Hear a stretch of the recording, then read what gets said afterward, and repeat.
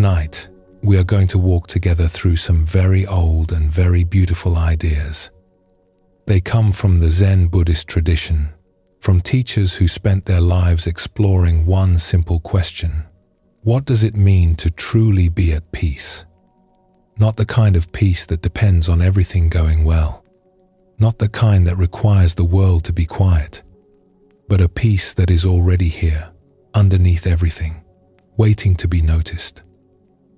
Before we begin, feel free to share what time it is and where you are listening from.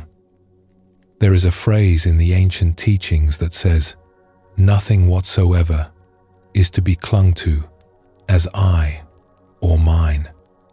Tonight, we will explore what that might feel like. We will discover that there is a place in us that is already at rest, no matter what is happening around us. We will see how much of what weighs us down is lighter than we think.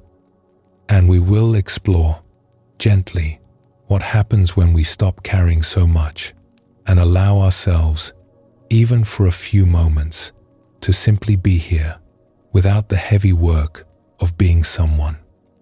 So let the day, with all its noise and effort, begin to fall away. You are welcome here just as you are.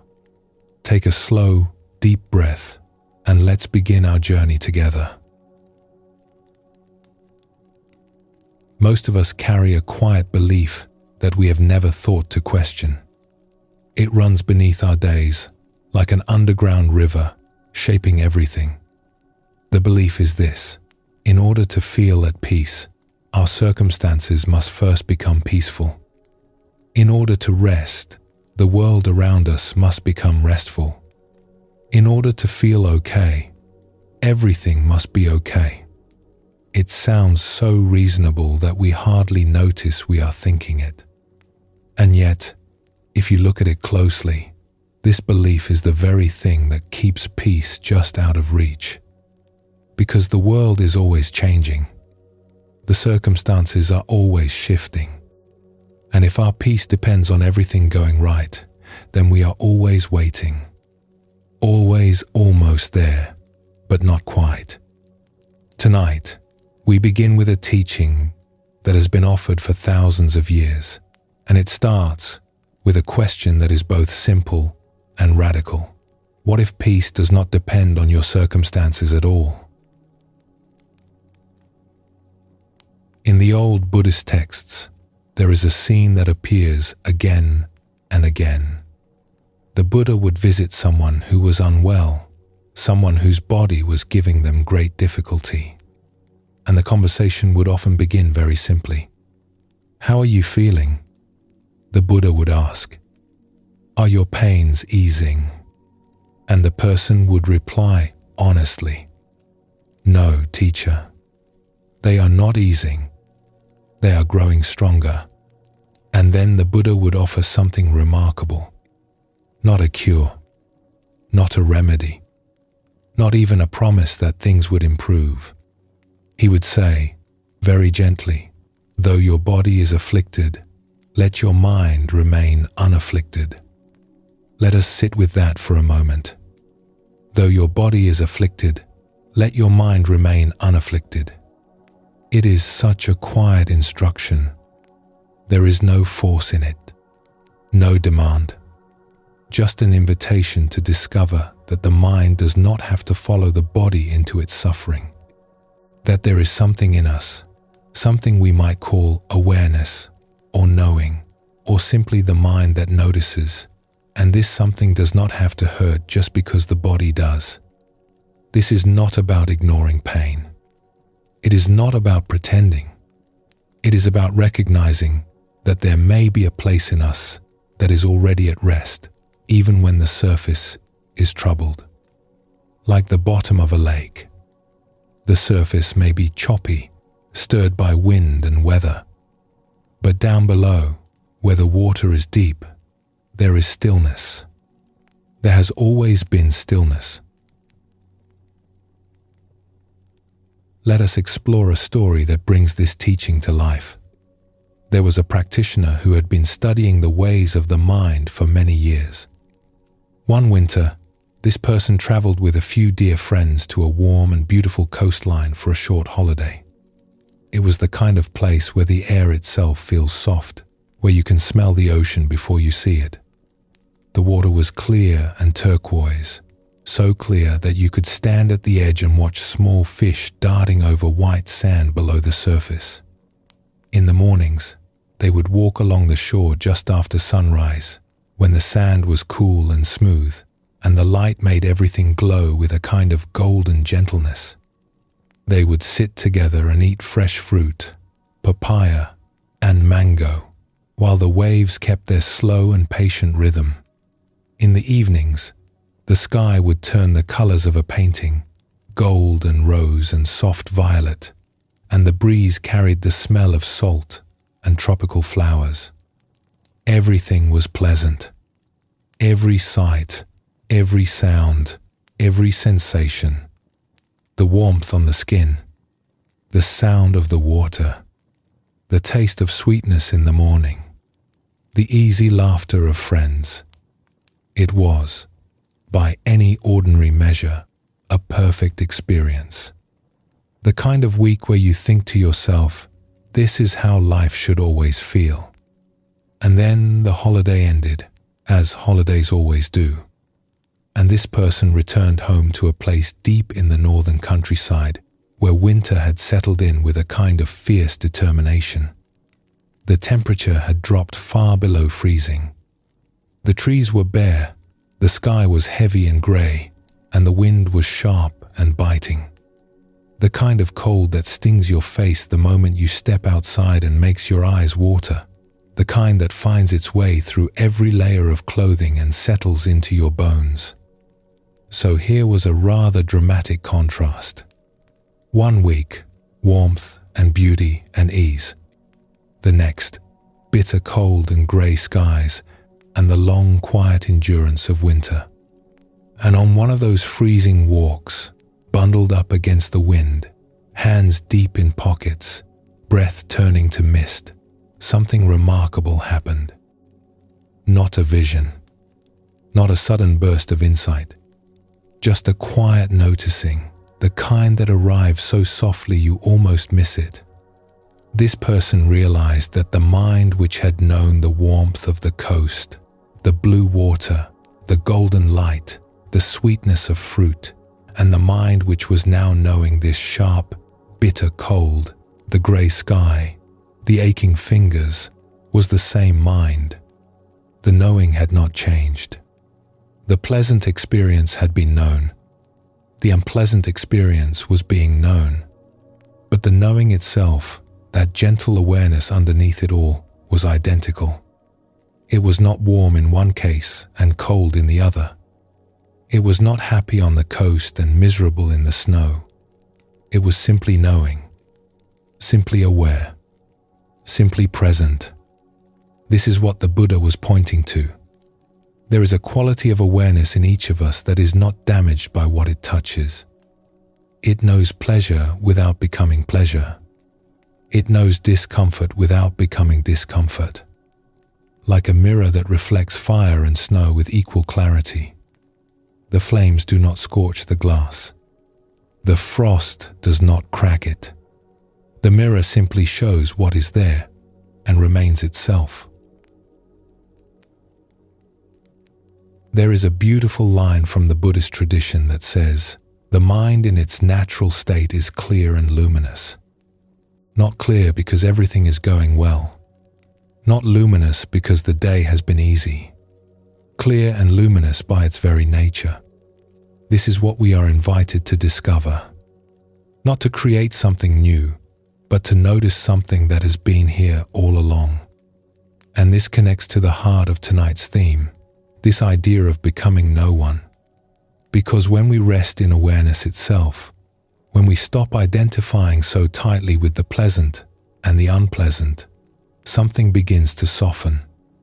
We start to hold our experience more lightly. We are no longer someone who is having a good day or a bad day. We are not someone who is succeeding or failing, winning or losing. We are simply the knowing, the open, quiet knowing. And in that knowing, there is a kind of freedom that does not depend on anything at all. Let us explore another story about this teaching. There was once an old teacher who lived in a small monastery in the mountains. The monastery was a simple place, just a few wooden buildings surrounded by pine trees, where the air smelled clean, and the only sounds were birdsong and the occasional ringing of a bell. Students would come from far away to sit with this teacher, often arriving tired and discouraged, carrying the weight of their own expectations. And many of them came with the same question. They would say, "Teacher, how do I find peace?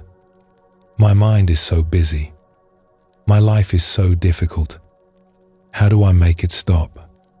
And the teacher would always smile and offer them tea. Not quickly, not as a formality, but slowly, with great care, as if the making of tea were itself a kind of teaching. And while they drank, the teacher would say very little. Sometimes the teacher would simply sit with them in silence for a long while, and the student would begin to feel restless, wondering when the real instruction would begin. But the teacher understood something. Sometimes the most important teaching is not in the words. It is in the silence between them. One day, a young student arrived after a long and difficult journey. This student was exhausted and frustrated, having spent years in practice without finding the peace that had been promised. "Teacher," the student said, setting down a cup of tea with both hands, "I have been meditating for years, and I still cannot find peace. Every time I sit, there is pain in my body and thoughts racing through my mind like wild horses. I cannot make it quiet. What am I doing wrong?" The teacher poured more tea slowly, watching the steam rise, and then asked, "When the pain is in your body and the thoughts are racing, who is the one who notices all of this?" The student paused. "I suppose I am. And tell me," the teacher continued, his voice as steady as the mountain beneath them, "is that one, the one who notices, is that one in pain?" The student sat with this for a moment. The question was so simple, and yet it opened something. "I am not sure. I have never looked." "Then sit with that," the teacher said gently. "Do not try to stop the pain. Do not try to stop the thoughts. Just be curious about the one who notices. Is that one suffering? Go and look, and come back when you have seen something." The student returned to meditation with this question alive in the heart, not as a puzzle to solve, but as a doorway to walk through. And over the days that followed, something began to shift. Not the pain. The pain was still there, visiting as it always had. Not the thoughts. They continued to come and go like weather. But the student began to notice something underneath it all. A space. A quiet, open space that was aware of the pain without being defined by it. Aware of the thoughts without being carried away by them. A space that was, in its own way, perfectly still. When the student returned to the teacher a few days later, there was a different quality in the student's eyes. Softer, more settled, like a lake that had been stirred but was now finding its way back to calm. "I think I understand," the student said quietly. "The knowing is not suffering, even when everything else is." The teacher smiled, that same unhurried smile. "Now you have found something that no one can take from you. Not time, not difficulty, not even the changing of all things. It is always here." This is not an idea reserved for monks or masters. This is available to all of us. right here, right now. You do not need to go to a monastery or sit for 10 hours or achieve any special state. You only need to notice. Right now, as you are lying here, or sitting, or resting, there are sensations in your body. Maybe the weight of a blanket, maybe warmth or coolness, maybe some ache or tiredness. And there are sounds, perhaps, reaching your ears. And there are thoughts, perhaps, drifting through your mind like clouds through a wide sky. All of this is being known. Something in you is gently, effortlessly aware of all of it. And that awareness, that knowing, is not tired. It is not aching. It is not worried. It is simply here. It has always been here. The Buddha once said, "In the seen, there is only the seen. In the heard, there is only the heard. In the felt, there is only the felt." He was pointing us toward this direct, simple awareness. Before we add our stories, our preferences, our judgments, there is just this: seeing, hearing, feeling, knowing. And in that simplicity, there is a peace that is hard to describe, but easy to taste. One of the things that makes this teaching so beautiful is that it asks nothing of us. It does not ask us to change our circumstances. It does not ask us to be different or better. It does not ask us to fix the body or silence the mind. It simply invites us to notice what is already true. And what is already true is this: you have been aware your whole life. Through every joy and every sorrow, through every restful night and every restless one, something in you has been quietly, faithfully knowing. And that knowing has never been harmed by any of it. Think of the very first thing you remember from your life. Some early memory, perhaps a color, a feeling, a face. That memory is known. And now think of this very moment, lying here, listening. This too is known. The knowing is the same. It has not aged. It has not grown tired. It was there at the very beginning, and it is here now, unchanged. In the Zen tradition, they sometimes call this original mind or beginner's mind. Not the mind that has learned 1,000 things and is weighed down by all of them, but the mind that is always fresh, always open, always meeting the world as if for the first time. A great Zen teacher once said, "In the beginner's mind there are many possibilities, but in the expert's mind there are few." This original mind is not something we need to build or earn or search for in distant places. It is what we are when we stop adding anything extra. When we become, even for a moment, no one in particular. Just this. Just aware. Just here. And this is the gentle secret at the heart of tonight's theme. To become no one is not to vanish. It is not to lose yourself. It is, in a way, the very opposite. It is to find what you have always been, beneath the layers of effort and identity and striving. The awareness that was here before you learned your own name. The knowing that will be here after all the stories of the day have faded into silence. When we let go of the need to be someone, to be the one who is doing well or doing poorly, the one who is strong or the one who is struggling, what remains is this luminous, simple awareness. And it is at peace. It has always been at peace. There is a practice, gentle and simple, that grows naturally from this understanding. And you can try it right now if you like, or simply listen and let the idea rest in you like a seed in warm soil. Whatever you are feeling in this moment, let it be there. You do not need to change it. If there is comfort, let it be. If there is some discomfort, let that be too. And then, very gently, turn your attention not to what is being felt, but to the awareness that is doing the feeling. Not to the sensation, but to the space in which the sensation appears. What is that space like? Is it heavy or light? Is it troubled or still?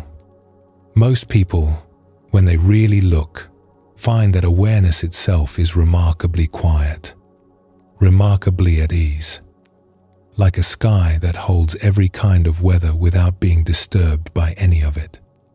Clouds come and go, rain falls, sun breaks through, but the sky is always the sky. It does not argue with the clouds. It does not chase the sun. It simply holds it all with a kind of effortless generosity. You are that sky. You have always been that sky. The weather of your life, pleasant and unpleasant, joyful and sorrowful, is simply weather. It passes through, and you remain. As the Buddha gently reminded us, all conditioned things are impermanent. The warmth and the cold, the comfort and the difficulty, they come and they go. But the awareness in which they appear is not itself a conditioned thing. It is not made of the same stuff as the weather. It is the space in which the weather moves. And that space, your truest nature, does not come and go. It is simply here. This is the beginning of a very deep rest. Not the rest that comes from things going well, but the rest that comes from discovering that something in you is already well and has always been well, no matter what. Let us pause here for a moment. Notice how you are feeling right now, just as you are. There is no right or wrong way to feel. And when you are ready, we will continue together.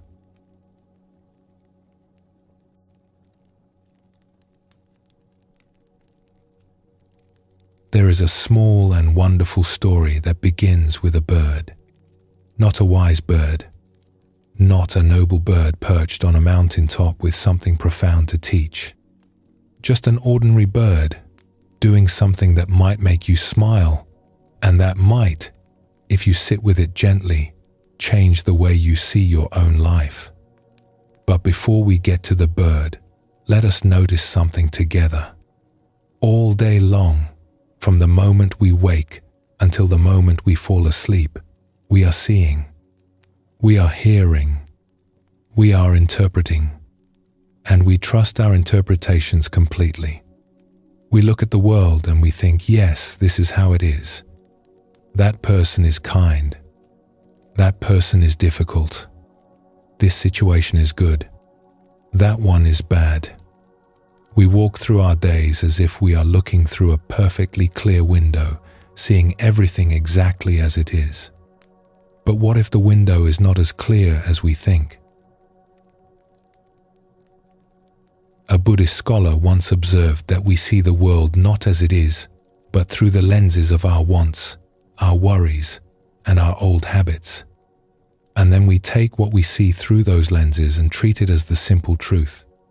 This is such an honest and important thing to notice. Not because it means the world is unreal or that we cannot trust anything, but because it means that much of what causes us difficulty, much of what keeps us tangled up and tense, is not actually out there in the world. It is in the lens. It is in the filter we are looking through without realizing there is a filter at all. And this is where our bird comes in. Let us explore this story. It happened on a warm afternoon in a wide gravel lot where a few cars were parked beneath the shade of some trees. A meditation practitioner was walking slowly back and forth in this lot as part of a quiet walking practice when something caught their eye.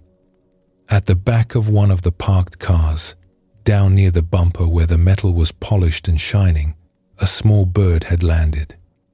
It was a common bird, nothing remarkable about it at all. But this bird had noticed something in that shining bumper. It had seen its own reflection. And the bird, seeing what it believed to be another bird, did what birds sometimes do when they see a rival. It flew straight at it, wings out, beak forward, full of determination. And of course it hit the bumper and bounced off and landed on the ground, a little stunned. And then it looked up, and there was the other bird again, right there in the bumper, staring back. So it flew at it again, hit the bumper, fell back, looked up. The other bird was still there, still staring, still apparently undefeated. And it did this again, and again, and again. Now, the practitioner watching all of this could not help but feel a wave of tenderness for this little creature. It was so earnest, so committed, so utterly convinced that what it was seeing was real, and yet it was fighting nothing but its own reflection. There was no other bird. There never had been.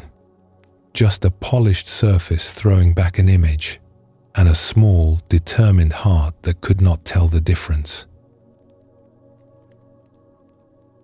It is a funny story, and it is meant to be. There is something deeply lovable about that bird, something familiar. Because how often do we do the very same thing? We see something in the world, or in another person, or in ourselves, and we react to it as if it were the solid, certain truth. We fly at it with all our energy. We argue with it. We worry about it. We build whole stories around it. And sometimes, if we are honest, we bounce off it and come back and do it all over again. And very often, what we were reacting to was a reflection, a projection of our own mind, our own fears, our own old habits, landing on the polished surface of the world and staring back at us as if it was something real. The Buddha had a phrase for this. He spoke of papanka, which is sometimes translated as mental proliferation, though that sounds more complicated than it needs to. What it really means is the way the mind takes something simple, a sight, a sound, a brief encounter, and spins it into a whole elaborate story. We see a look on someone's face, and within seconds we have decided what it means, what they are thinking, whether they like us or not, and what we should do about it. We have created an entire world out of a single glance, and then we react to that world as if we built it out of bricks and mortar, when really it is made of nothing more than thought. Consider how often this happens with the people around us, even people we see every day. Let us explore another small story. Imagine someone attending a gathering, perhaps a quiet community dinner or a weekend event.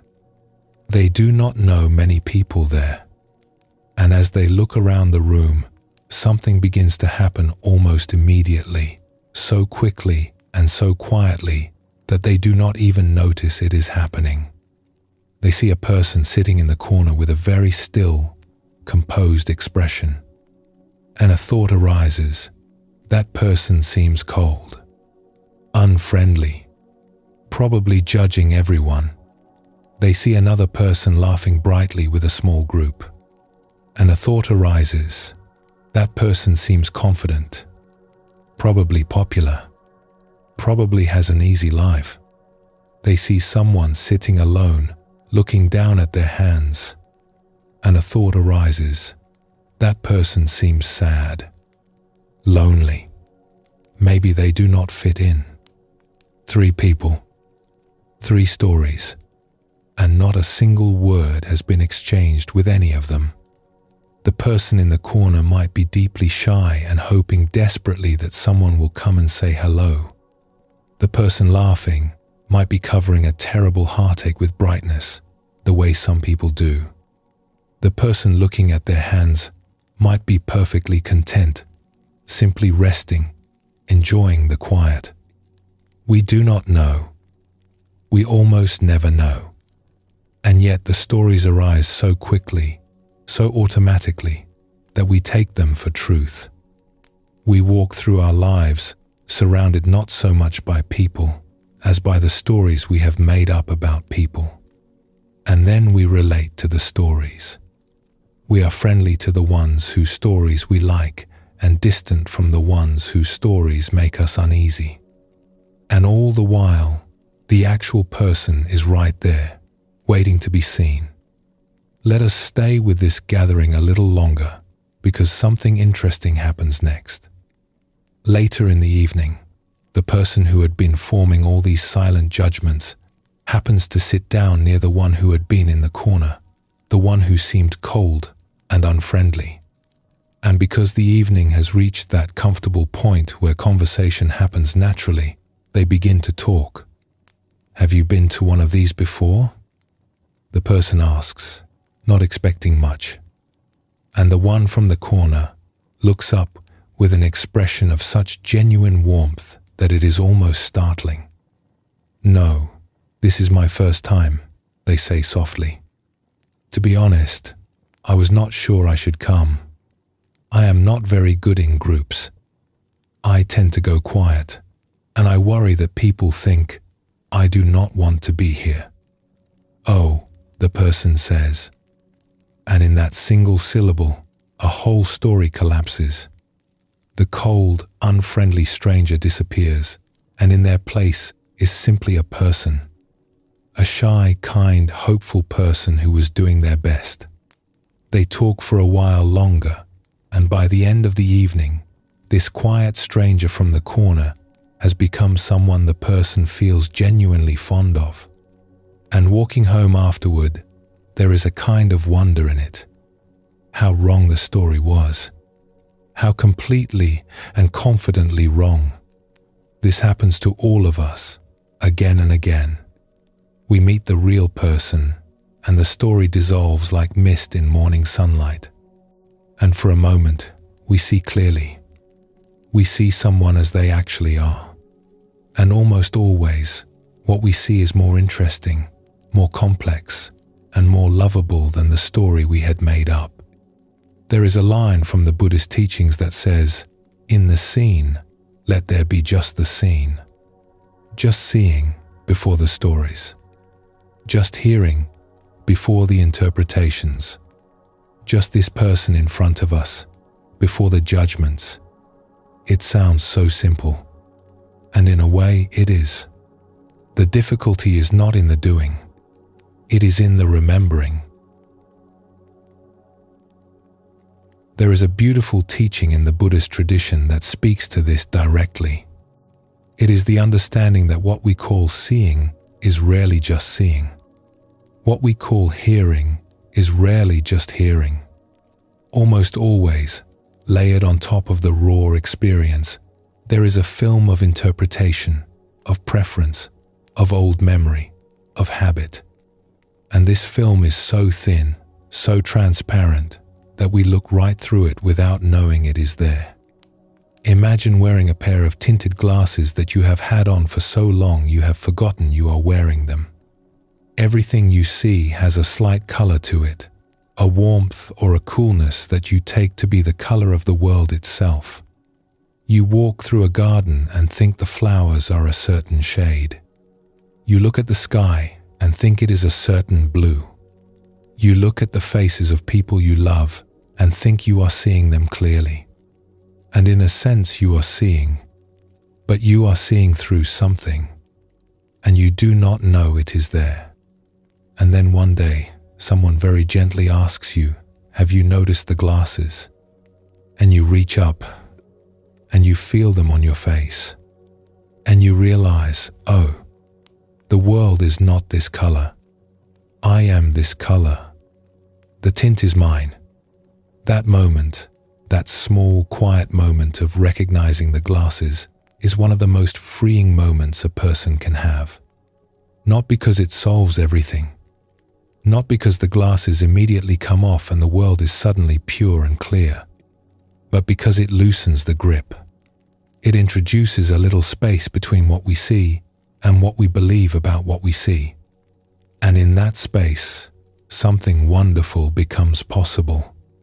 We can meet the world and the people in it a little more freshly, a little more honestly, a little closer to how they actually are, rather than how our old habits have painted them. The glasses are made of many things. They are made of old experiences, of things we were told as children, of hurts we have carried, of preferences we have held so long they feel like facts. And recognizing them does not mean we have to throw them all away at once. It simply means we know they are there. And that knowing, that simple, honest knowing, changes everything. It is the difference between being lost in a dream and knowing that you are dreaming. This is connected, in a very tender way, to the theme we have been exploring together tonight. When we begin to notice the lenses, when we begin to see that so much of what we react to is our own reflection in the bumper, something starts to soften. The urgency fades a little. The need to be right, to judge, to sort everyone into categories of good and bad, it starts to loosen. And in that loosening, something interesting happens to the sense of self. Because so much of who we think we are is built out of these reactions.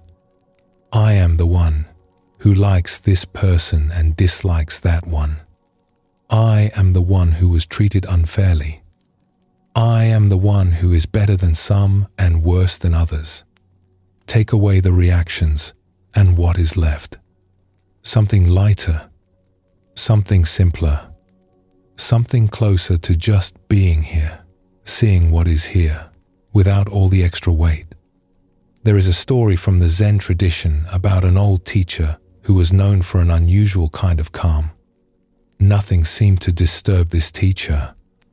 Good news, bad news, praise, criticism, all of it was met with the same gentle steadiness. One day, a student asked, "Teacher, how is it that nothing seems to affect you? Do you not have opinions? Do you not see what is happening around you?" The teacher said, "I see very clearly, perhaps more clearly than before, but I have stopped adding anything to what I see." The student considered this. "What do you mean, adding?" "When I was younger," the teacher said, "I would see a rainy day and add the thought, 'This is a bad day.' I would meet a person and add the thought, 'This is a difficult person.' I would hear criticism and add the thought, 'I am not enough.' Now I see the rain. I meet the person. I hear the words, but I have stopped adding. And without the adding, everything is much simpler and much more peaceful." This is what the old Zen teachers meant when they spoke of just seeing.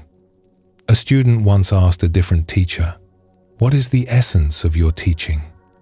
And the teacher replied simply, "Attention." The student waited for more, but the teacher only said again, "Attention, attention, attention." Not attention in the sense of straining or concentrating, but attention in the sense of seeing clearly, seeing what is actually here before the mind adds its commentary, its judgments, its elaborate stories. Just seeing, just hearing, just being present with what is, as it is. This kind of attention is not a skill reserved for meditators or monks. It is something each of us already knows how to do. We do it naturally when we are in the presence of great beauty, a sunset, a sleeping child, a sky full of stars. In those moments, the mind grows quiet on its own. We stop adding. We stop judging. We just see. And for that moment, everything is whole and complete, exactly as it is. Nothing needs to be changed. Nothing needs to be fixed. The glasses come off without any effort at all. The invitation of the Buddhist path is simply to notice that this kind of seeing is available not only in moments of beauty, but always. In the ordinary moments, in the difficult moments, even in the moments when the bird in us is flying at the bumper again, we can notice, we can smile, we can feel the tenderness of being a creature who gets confused. And in that noticing, in that tenderness, we are already seeing more clearly. And when we do that, even for a moment, we discover something that the bird at the bumper never could. We discover that the reflection is not real, that the other bird was never there, and that there is nothing to fight, nothing to attack, nothing to defend against. There is only this moment, and it is, in its own quiet way, enough. So as you rest here tonight, you might notice, perhaps tomorrow, perhaps in the coming days, a moment when a quick judgment arises about someone. A story forms, a reaction begins, and in that moment, you might remember the bird, you might feel a gentle smile, and you might wonder, just for a second, am I seeing clearly? Or am I seeing my own reflection? You do not need to answer the question. Just asking it is enough. Just noticing is enough. The glasses begin to come off all by themselves, one gentle moment at a time. Let us pause here for a moment. Let the stories settle, like leaves drifting down to rest on still water.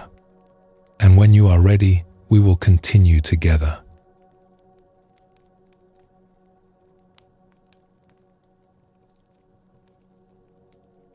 Think, for a moment, about the last time you wanted something. It does not have to be anything grand. Maybe it was a warm drink on a cold afternoon. Maybe it was a quiet evening after a long week. Maybe it was just the wish for a few more minutes of sleep this morning. Something simple, something ordinary. Now, if you can, recall not the thing you wanted, but the wanting itself. What did it feel like in your body? In your chest? In your thoughts? Was there a kind of leaning in it, a reaching forward, a tightness? And then, when you finally got the thing, or when the wanting simply faded on its own, what was that moment like? Most of us have never been asked this question. We spend our whole lives wanting things, one after another, but we almost never turn around and look at the wanting itself. Tonight, we are going to do just that. And what we find may surprise us. There is a belief that almost all of us share. It is so deep, so natural, so obvious that it hardly seems like a belief at all. It feels more like a fact. And the belief is this: pleasant experiences are good, and unpleasant experiences are bad. It seems so reasonable. Of course we want what is pleasant. Of course we avoid what is unpleasant. Is that not just common sense? Is that not just how a sensible person lives? The Buddha thought about this very carefully, and what he found was both gentle and radical. He did not say that pleasant experiences are wrong. He did not say we should seek out suffering or deny ourselves every comfort. What he said was something more subtle and far more freeing. He said, as long as there is attachment to the pleasant and turning away from the unpleasant, the deepest peace remains just out of reach. That is a strong thing to say, and it is worth sitting with. Not to feel discouraged, but to feel curious. Because he was not describing a punishment. He was describing a pattern, a wheel, and he was offering a way to step off. Let us look at this wheel together, gently, without any pressure to solve it or fix it. Here is how it tends to go. Something pleasant arises. A beautiful meal. A kind word from someone we care about. A moment of comfort. And it feels good. Genuinely, truly good. And so we enjoy it. And that is fine. That is natural and human and lovely. But then it changes. The meal ends. The kind word fades into memory. The comfort shifts. Because everything, without exception, changes. That is not a gloomy statement. It is simply what we notice when we pay attention. The pleasant moment passes, as all moments do. And what happens next is where the wheel begins to turn. Because when the pleasant moment passes, something in us reaches for the next one. Already we are looking ahead. Already there is a quiet hunger for the next good feeling, the next comfort, the next reassurance that things are okay. And when we find it, we enjoy it, and it changes, and we reach again, and again, and again. The ancient teachers describe this as a wheel, and it is a good image. Not a torture wheel, nothing so dramatic as that. More like one of those wheels that small animals sometimes run on. Always moving, never arriving. Always reaching, never quite satisfied. There is a certain exhaustion in it, if we are honest. A tiredness that has nothing to do with the body. It is the tiredness of always wanting the next thing. Let us explore a story about this. In a village at the edge of a green valley, there lived a potter who made beautiful bowls and cups. The workshop was a quiet place, with wooden shelves lining the walls, and the warm, earthy smell of clay always in the air. This potter was good at the craft and took genuine pleasure in the work. There was something deeply satisfying about shaping the clay, about watching a rough lump slowly become something graceful and useful under patient hands. But the potter had a habit. After finishing each piece, placing it carefully on the shelf to dry, there would be a brief moment of satisfaction. A warm feeling of completion. A quiet sense of, yes, that is good. And then, almost immediately, a thought would arise, so familiar it was practically a companion. The next one will be even better. So the potter would begin again, and the next piece would come out beautifully, perhaps even more beautiful than the last.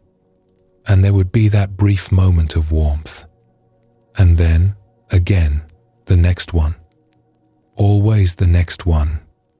And so the shelves filled up, row after row of lovely bowls and cups, and still there was this restless feeling that the truly satisfying one had not yet been made.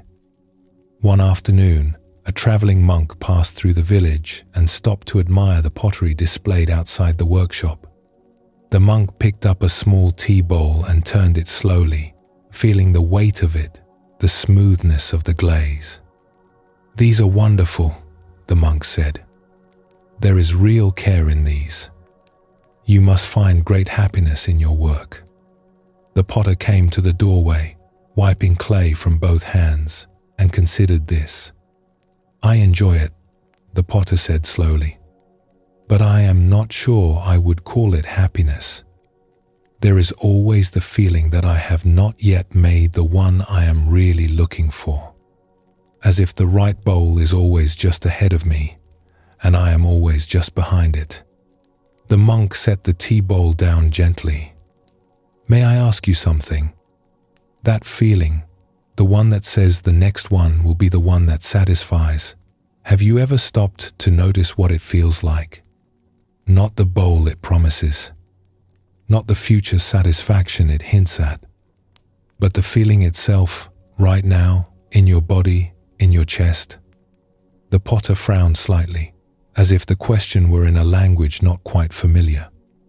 I suppose it feels like a kind of restlessness, a tightness, almost like a hand gripping something.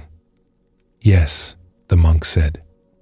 And when you finish a bowl, and for that one brief moment before the next urge arises, before the hand begins to grip again, what does that moment feel like? The potter thought about this for a long time, standing in the doorway with the afternoon light falling softly across the workshop floor. It feels like relief, the potter said at last. Like putting something down, something I did not realize I was carrying. Yes, the monk said, smiling. That is the taste of peace. Not in the bowl, not in the next one, not in anything you can make or find or hold. In the putting down. The potter sat with this for a long time after the monk continued down the road. And though the potter went on making bowls and making them with the same care and love as before, something had shifted. Sometimes, in the gap between finishing one piece and beginning the next, the potter would simply sit with the feeling of having put something down, not doing anything, not reaching for anything, just sitting in the quiet of the workshop, listening to the birds outside, feeling the warmth of the afternoon. And that quiet gap, that small moment of not reaching for anything at all, began to feel like the most precious thing in the workshop. More precious, even, than the most beautiful bowl on the shelf. This is what the Buddha was pointing to, again and again, with such patience and compassion. The peace we are searching for is not in the next pleasant experience. It is in the gap. It is in the moment when wanting falls quiet. And we have all tasted this, even if we did not have a name for it. Think of a time when you were truly at ease. Not excited, not thrilled, just at ease. Perhaps you were sitting somewhere peaceful, with nowhere to go and nothing to do. Perhaps the evening was warm, and you had just finished everything that needed doing, and there was simply nothing left to want. What was that like?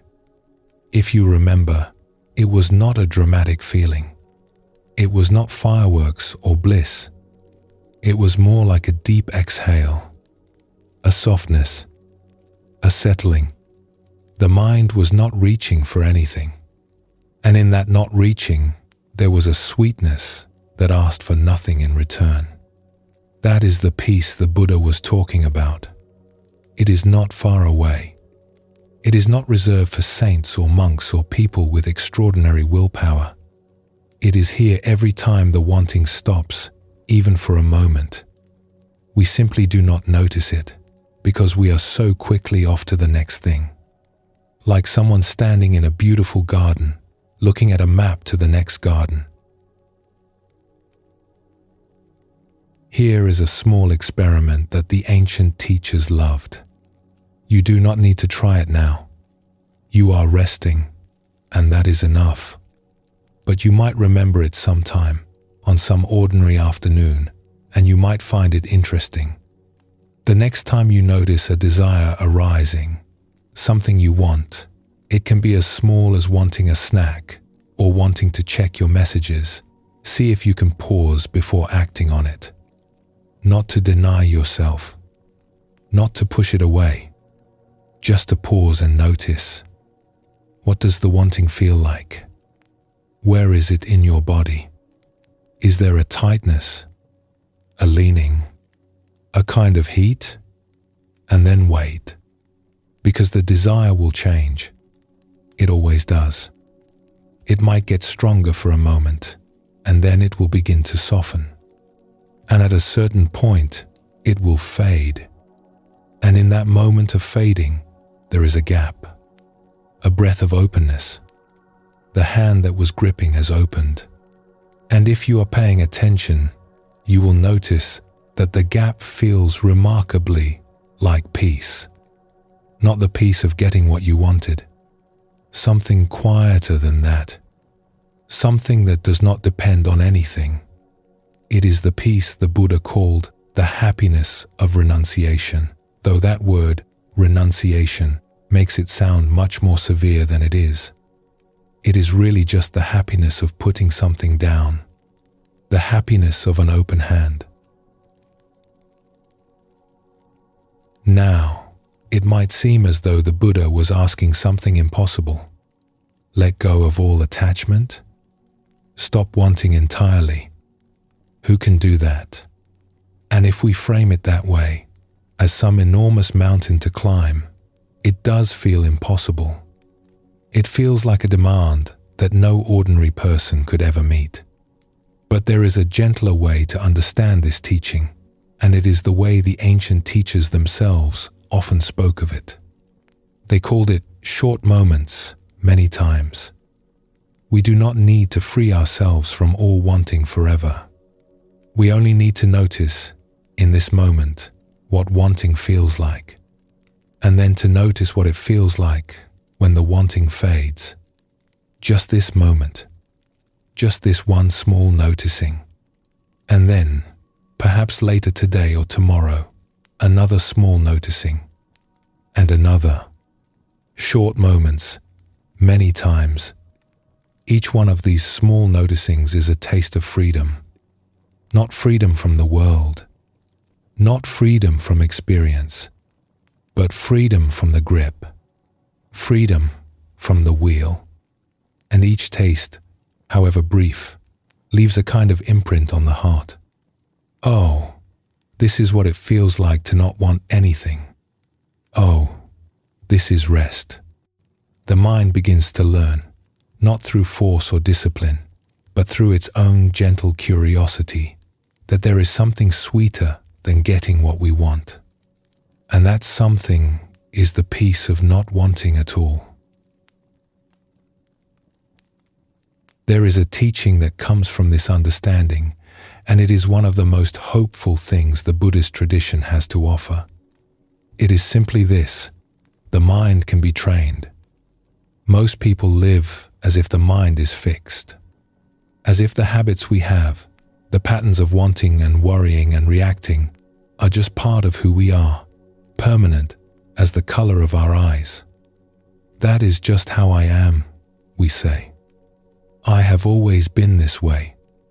But the Buddha saw something different. He saw that the mind is not fixed. It is fluid. It is always being shaped, always being influenced by what we pay attention to and by how we pay attention. And because of this, we have a choice. Not a forced choice, not something grim or effortful, but a soft, natural choice. We can begin to notice the patterns that cause us difficulty, the ones that keep us on the wheel, and we can gently, patiently, with great kindness toward ourselves, begin to let them soften.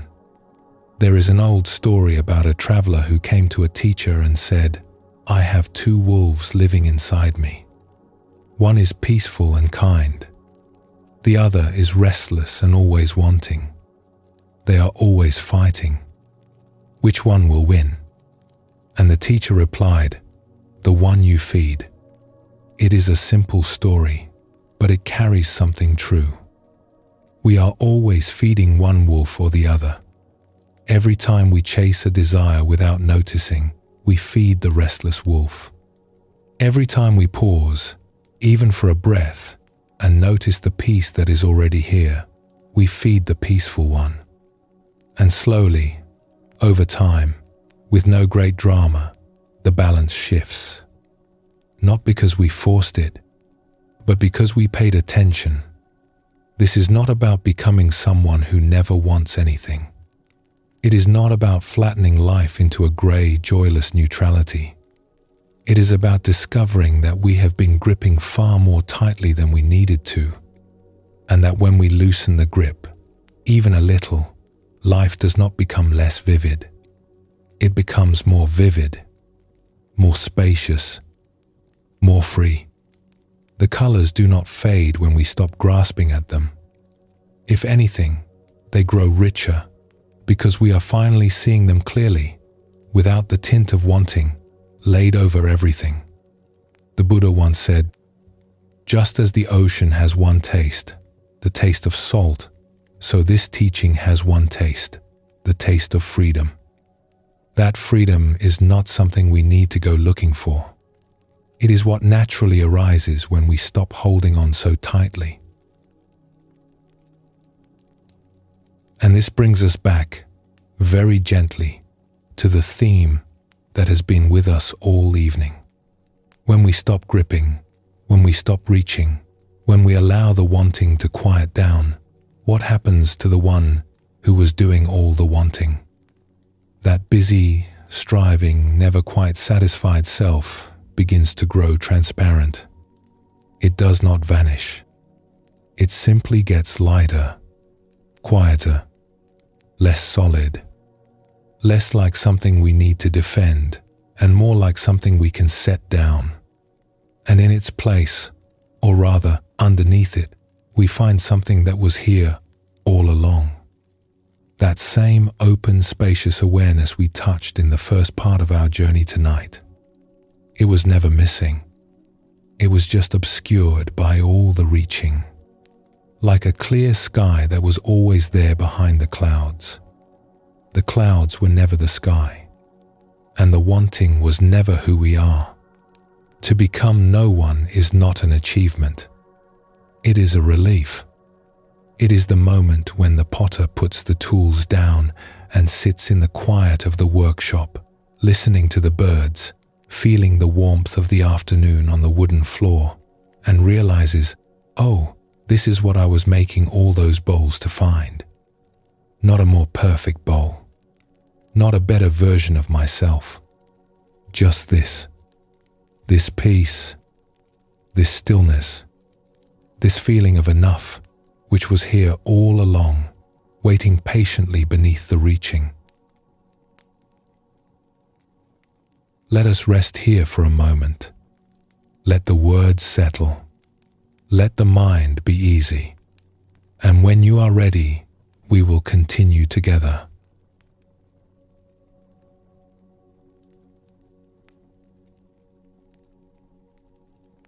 Have you ever woken up inside a dream? It happens to some people now and then.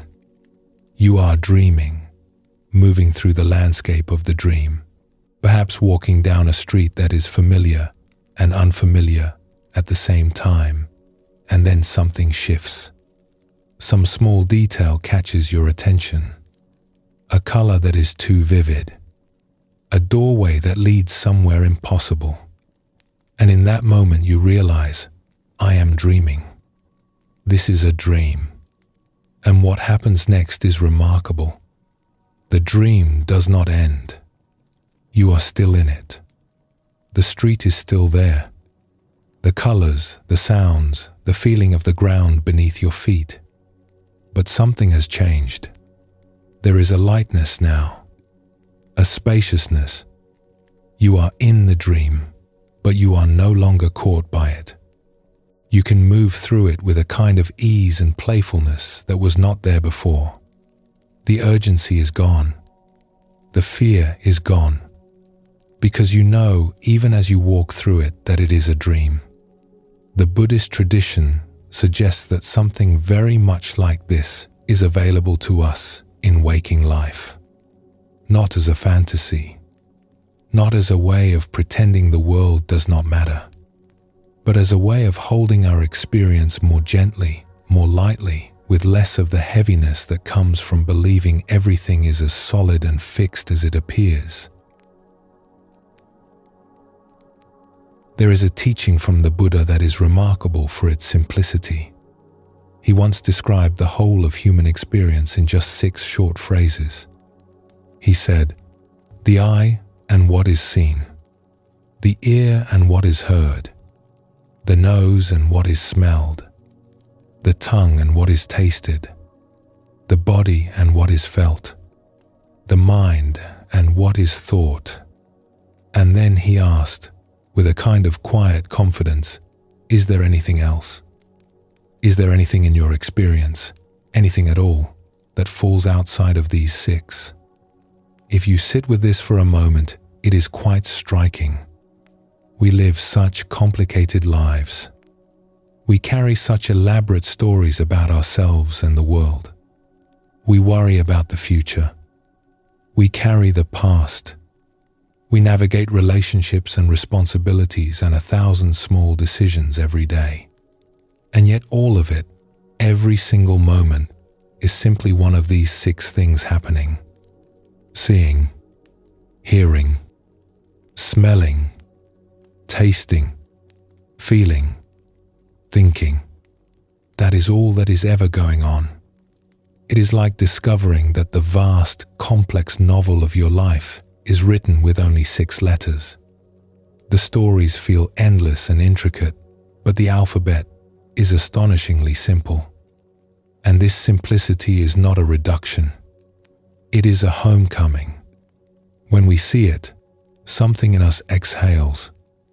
Because the complicated version of life, the one with all the stories and the worries and the tangled relationships, that version is exhausting to maintain.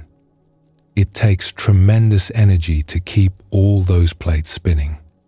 But the simple version, the one that says, right now there is hearing, right now there is feeling, right now there is knowing, that version asks almost nothing of us. It is already happening. We do not even need to do it. It is doing itself. Let us sit with this for a moment, because there is something deeply restful in it. Right now, as you are lying here or resting, what is actually happening? Perhaps there is the sound of this voice reaching your ears. Perhaps there is the feeling of your body against the surface beneath you, the weight and warmth of it. Perhaps there is the faint hum of a room, or the quiet of the night outside. Perhaps there are thoughts drifting through, soft and unhurried. That is all. That is everything. There is nothing else happening right now besides these simple streams of experience. And they are flowing on their own. You are not making the sounds happen. You are not generating the sensations. They are arising all by themselves, like ripples on the surface of a pond. And they are passing all by themselves, making room for the next ripple. You could stop trying entirely, and the whole show would go on without you. The hearing would continue. The feeling would continue. The breathing would continue. It has never needed your supervision. It has been flowing beautifully on its own since the day you were born. When we see this, when we really notice how simple and how effortless our experience actually is, something begins to relax. The feeling that we need to manage everything, to control everything, to hold it all together, it starts to ease.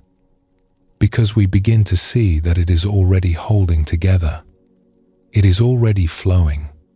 It has been flowing long before we started trying to direct it, and it will go on flowing long after we stop.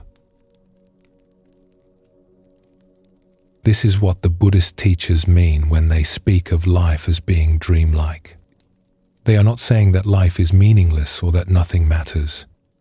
They are saying something much more tender than that. They are saying that the solidity we attribute to things, the heaviness, the fixedness, is something we are adding. The experience itself is light. It is fluid. It is always moving, always changing, like images in a dream. Let us explore a story about this. There was a teacher who lived near a river, in a small hut, surrounded by tall grasses and wildflowers. The hut was plain, just one room with a low table and a few cushions, but the door was always open, and from inside you could hear the steady murmur of the water. Students would visit, sometimes from nearby villages, sometimes from much further away, and this teacher had a habit of taking them on walks along the riverbank as they talked. There was something about walking beside flowing water that seemed to make difficult questions easier to hold. One afternoon, late in the season when the trees along the bank were just beginning to turn gold, a student arrived looking troubled. This student had been practicing for some time and had heard many teachings, but something was not settling. "Teacher," the student said, as they began their walk along the water, "I have been trying to understand this idea that life is like a dream, but it does not feel like a dream to me. It feels very real. My problems feel real. My worries feel real. When I disagree with someone I care about, the hurt feels real. When I lose something, the grief feels real. How can I see it as a dream when it feels so solid?" The teacher nodded, and they walked in silence for a while, letting the sound of the water fill the space between them. A kingfisher flashed across the surface, a dart of blue and orange, and disappeared into the reeds on the far bank. Then the teacher pointed to the river. "Tell me, what do you see?" "Water," the student said. "I see the river flowing." "Look more carefully. Do you see the same water you saw a moment ago?" The student looked. "No, it has moved on. New water has taken its place. And a moment before that, different water again. It is always different water." "So," the teacher said gently, "is it the same river?" The student hesitated. "It looks like the same river. It has the same banks, the same shape, the same sound. But the water is always new." "Yes. And your life is like that. It looks solid. It looks like the same life from day to day. The same name, the same face in the mirror, the same relationships, the same worries, the same self. But if you look closely, everything is flowing. The thoughts you had this morning are not the thoughts you have now. The sensations in your body have already changed 10 times since we began this walk. Even the person who is worrying is not quite the same person who was worrying an hour ago. It is all flowing like the river. And when you see that, when you really feel it in your body and not just understand it with your mind, you can hold it all much more gently. Not because it does not matter, but because you see that it is not as heavy as you thought. It is not as permanent as you feared. They walked a little further, and the student noticed something. The late afternoon sunlight was falling on the water at a low angle, and the surface was alive with patterns, bright flashes and shifting ripples, constantly moving, never repeating. No 2 moments the same. And for a moment, just a moment, the student felt it. The lightness, the sense that everything was in motion, that nothing was stuck, and that this was not frightening, but beautiful. Like watching a dream from the inside, knowing it was a dream, and finding it lovely rather than alarming. "There," the teacher said softly, as if reading the student's face. "That is what we mean." When we begin to see life this way, something unexpected happens. Rather than making us cold or distant or detached, this understanding opens the heart. It makes us more compassionate, not less. This might seem strange at first. If everything is flowing, if it is all dreamlike, why would we feel more for others? Would we not feel less? But the opposite is true, and here is why. When we believe the world is solid and fixed, we tend to live with a certain tightness. We are protecting our territory, guarding our position, defending our view of things. There is not much room for others in that kind of living. We are too busy managing our own solidity. But when we begin to see the flowing nature of things, when we begin to hold our own experience more lightly, something opens up. We notice the people around us with new eyes. We see that they, too, are caught in the dream. They, too, are reacting to reflections, as we explored earlier tonight. They, too, are on the wheel of wanting, reaching for the next moment of comfort, pulling away from difficulty. And we feel for them, not with pity, which looks down, but with compassion, which looks across, eye to eye, heart to heart, recognizing, I know what this is like.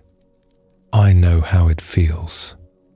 There is a story about this. A teacher was walking with a student through a busy market town. People were rushing in every direction, calling out, bargaining, carrying heavy loads, arguing over prices. The noise was tremendous. The student felt overwhelmed. How can you be so calm in all this chaos? The student asked. The teacher looked around at the bustling crowd with the softest expression, almost like a parent watching children play. I see the same things you see, the teacher said. But I also see something else. I see that everyone here is dreaming. They believe this is all solid and permanent, that the things they are chasing will satisfy them, that the things they are avoiding are truly dangerous. And because they believe this, they suffer. And because I can see the dream for what it is, my heart goes out to them. Not because they are foolish, but because I have been exactly where they are, and I know how it feels. The student looked at the crowd again, and for a moment, just a brief moment, instead of noise and chaos, what the student saw was a room full of people doing their very best, each one trying to find happiness in the only way they knew how. And something in the student's chest softened. The Buddha said, just as a mother would protect her only child with her life, even so let one cultivate a boundless love towards all beings. This kind of love does not come from effort. It comes from seeing clearly. When the dream becomes transparent, when we see through the apparent solidity of things, the natural response is tenderness. We see that everyone, without exception, is doing their best inside a dream they do not quite understand. And we feel a warmth toward them that asks for nothing in return. There is a beautiful image in the Buddhist tradition of someone who is both in the world and free of the world at the same time. Like a lotus flower growing out of muddy water. The roots are in the mud. The stem rises through the murky depths, but the flower itself blooms on the surface, open and clean, untouched by the mud below. It does not resent the mud. It does not wish the mud away. It grows from the mud.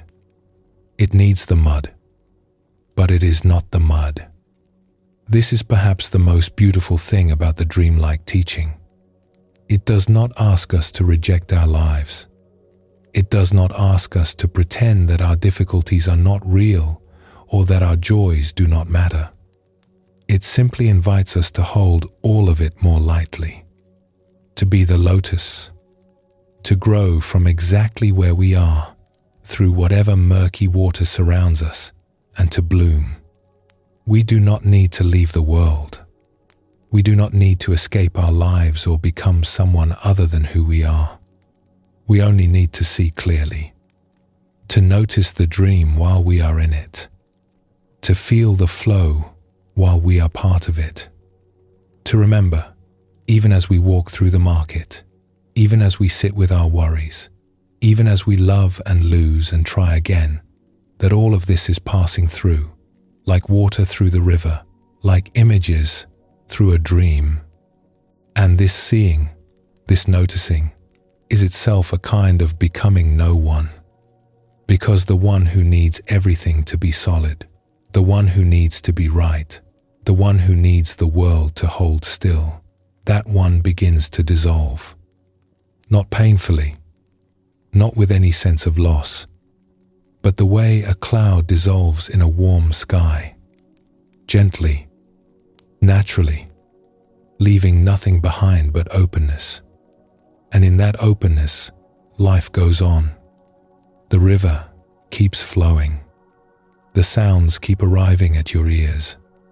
The sensations keep rising and falling in your body. But there is no one gripping any of it. There is just this flowing, luminous, dreamlike moment. And it is enough. It has always been enough. There is a verse from the old teachings that captures this beautifully. It says, "As a star, a visual fault, a lamp, an illusion, dew, a bubble, a dream, a flash of lightning, a cloud, so should one see all that is conditioned. A star, a bubble, a dream, not because these things are nothing, but because they are precious and brief and shining, just like everything else. And when we see our lives this way, we can hold them the way we might hold a soap bubble resting in an open palm. Gently, carefully, with wonder, not with worry, knowing it will not last, and loving it all the more for that, because it is the passing that makes it beautiful. It is the fleeting that makes it dear. This is the freedom of the dream, not a cold freedom, not an empty freedom, but a warm, tender, wide-open freedom where everything is held lightly and everything is loved completely, where we can walk through our lives the way we might walk through a sunlit garden in a dream, fully present, fully alive, fully at ease, knowing that we are held by something much vaster than the dream itself. Let us rest here for a moment. Let everything be just as it is. And when you are ready, we will continue together.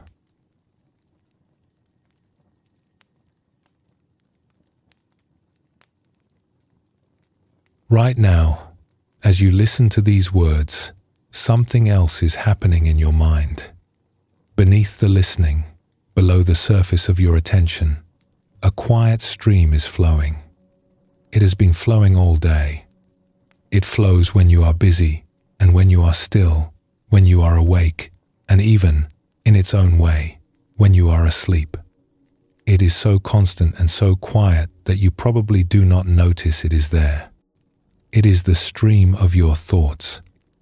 Not the big thoughts, not the dramatic ones that announce themselves and demand attention, not the worries that keep you up at night or the plans that occupy your morning. Those are the waves on the surface, the ones everyone notices. But beneath them, there is a much quieter current. Tiny thoughts, light as dust, little flickers of memory, fragments of imagined conversation, passing opinions, brief flashes of planning. They come and they go in seconds, sometimes faster than seconds, and most of them leave no trace at all. And yet, quiet as they are, these small passing thoughts are doing something remarkable. They are building something. Without our knowing it, without our permission, they are constructing, moment by moment, the feeling of being someone.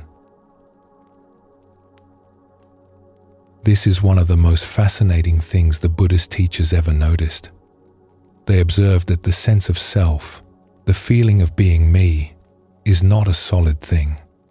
It is not like a stone sitting in the center of our experience. It is more like a sandcastle, being built and rebuilt, grain by grain, thought by thought, all day long. And the grains are these tiny, barely noticed thoughts. If you were to catch one of these thoughts and look at it, you would find that most of them are about me in one way or another.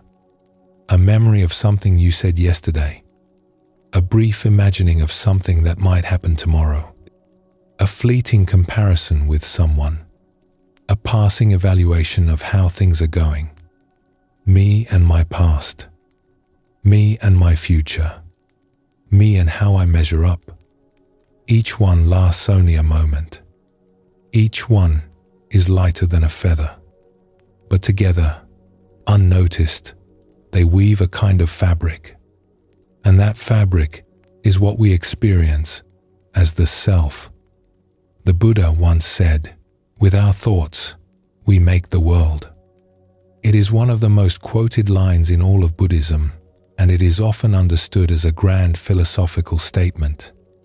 But it is also, and perhaps more importantly, a very precise observation about what is happening in our minds right now, this very moment, as these small, light, unremarkable thoughts quietly go about their work. Let us look at this a little more closely, because there is something wonderfully liberating in what we find. Most of these passing thoughts, if we were to sort them, would fall into one of two categories. They are either about the past or about the future. I said this. She said that. I need to do this. What if that happens? Yesterday, tomorrow, last week, next month. The mind is endlessly traveling backward and forward along a timeline, visiting places that do not, strictly speaking, exist. And that is the key. That is the liberating part. What is the past, really? Not as a concept, not as a word, but as an experience? If you look carefully, you will find that the past is a thought arising right now. A memory surfaces, an image appears, a feeling returns, and we label it past, and we feel as though we are reaching back to some other time, some other place. But we are not reaching anywhere. We are here. The thought is here. It is arising now, in this moment, and it will pass, like all thoughts do. And the future?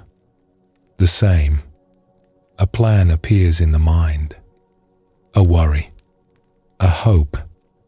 A fantasy. And we label it future, and we feel as though we are reaching forward, peering through a window into some time that has not yet come. But there is no window. There is just a thought, here, now, light as air, already dissolving. Let us explore a story about this. There was once a traveler crossing a wide open plain on foot. The land was flat in every direction, golden grasses stretching out to meet a vast and cloudless sky. The air was clean. A gentle wind moved through the grass. It should have been easy walking, a pleasant journey across beautiful country. But this traveler was struggling. Every step seemed heavy. Every mile felt like 10. And the strange thing was, there was nothing visibly wrong. No injury, no heavy pack, just a weariness that seemed to come from nowhere. A hermit who lived in a small shelter at the edge of the plain saw the traveler passing and called out, "Friend, you look weary. Sit down for a moment. Have some water." The traveler sat gratefully, and for a while they shared the quiet. Then the hermit asked, "Tell me, what are you carrying? You walk as if you have a great weight on your shoulders." The traveler looked down at empty hands. "I am not carrying anything. That is the strange part. My hands are empty. I have nothing with me. And yet, I feel so heavy." The hermit nodded slowly, as if this were the most familiar thing in the world. "Let me tell you what I see," the hermit said gently. "I think you are carrying 2 mountains. You cannot see them because they are not made of stone, but they are there. One is behind you and one is in front of you, and together They are enormous. The traveler looked uncertain. 2 mountains. The one behind you, the hermit said, is called the past. It is made of everything that has already happened. Every conversation you replay. Every moment you wish had gone differently. Every road you chose and wonder about, and every road you did not choose and wonder about even more. It stretches back as far as your memory reaches, and you have been dragging it behind you your whole life. The traveler was quiet for a long time. And the one in front of you, the hermit continued, is called the future. It is made of everything that has not happened yet.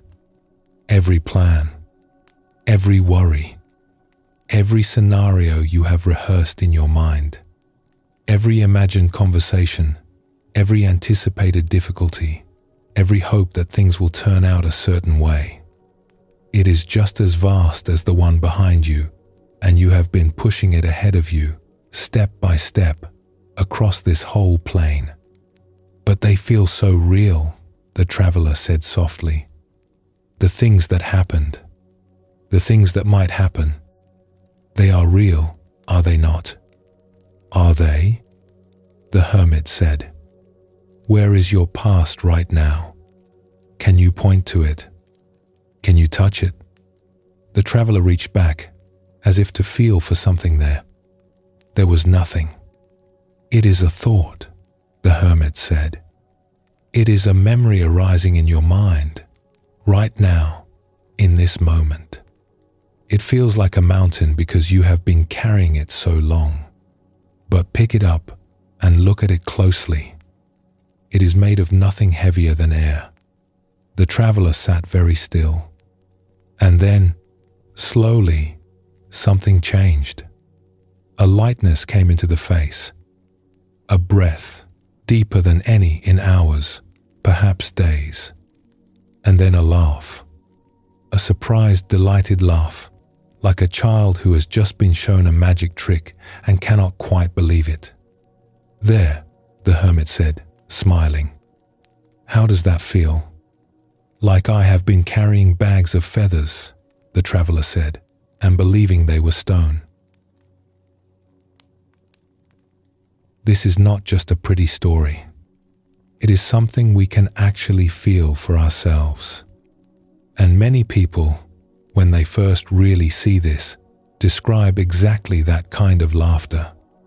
The laughter of relief.